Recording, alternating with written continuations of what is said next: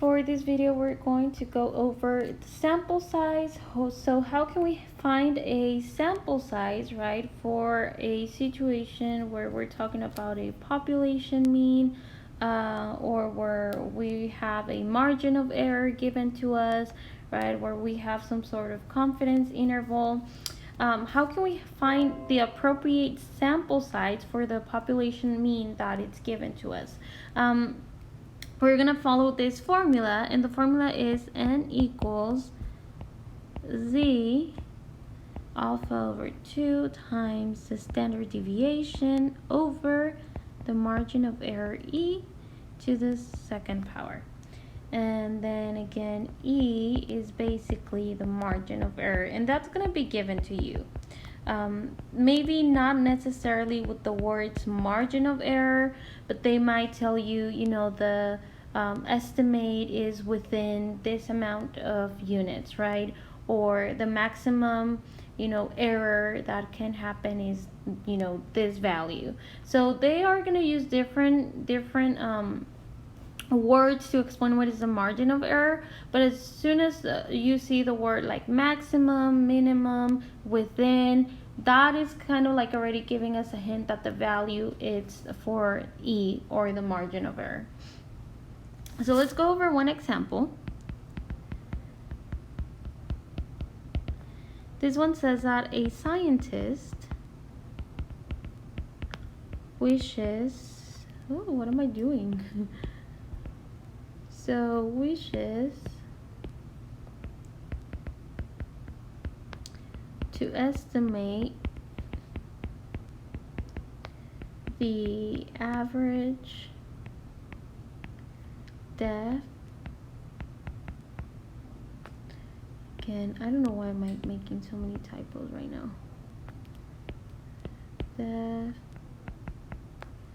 of a river.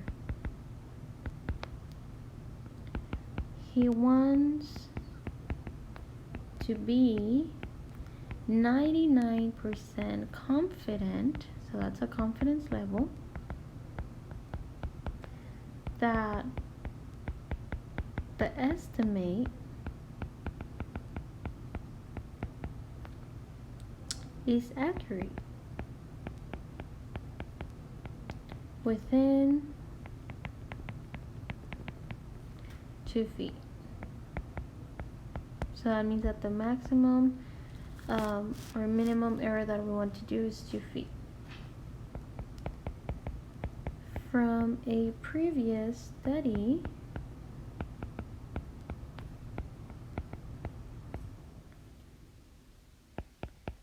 the standard deviation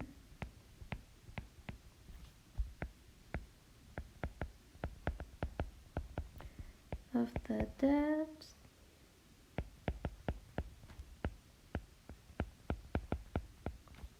measured was 4.33 feet. Okay, so he wants to estimate the average depth of a river. So we want to find our sample size, right? So in this case, again, we are step 1. If you notice, for every single problem that I've done and the ones that I'll be doing, my step 1, it's always to list down the given information. It's crucial that we know what values are given to us, so we'll know how to use those in our formulas. So for our given information, the first thing that I'm noticing is that they provided the confidence level, so 99%. So my confidence interval equals 99%, which is a z value of 2.58. Now, they also provided the margin of error, because it says that he wants his estimate to be accurate within 2 feet. That means that the margin of error is 2 feet. They also provided the standard deviation, right? And of course, we're looking for the sample size. Okay. So our step 2 is to plug in.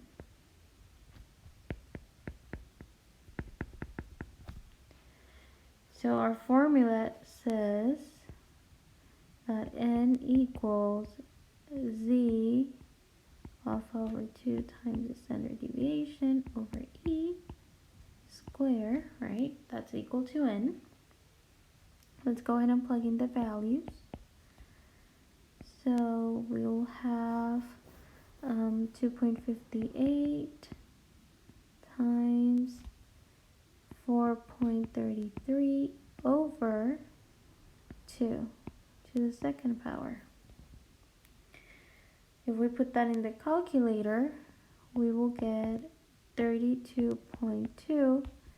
Now let's go ahead and round it. So this is about 32 feet.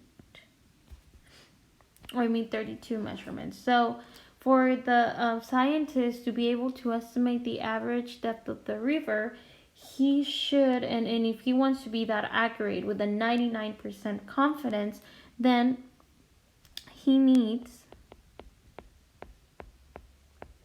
to take,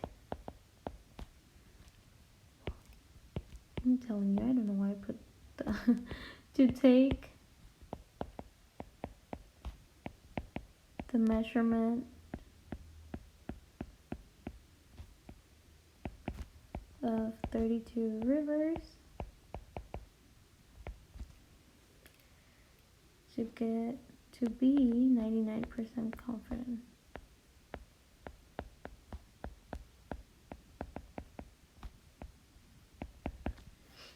And we're done. So that is how to find a sample size, right?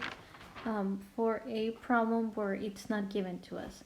However, again, notice how they are providing the confidence level, margin of error, and standard deviation.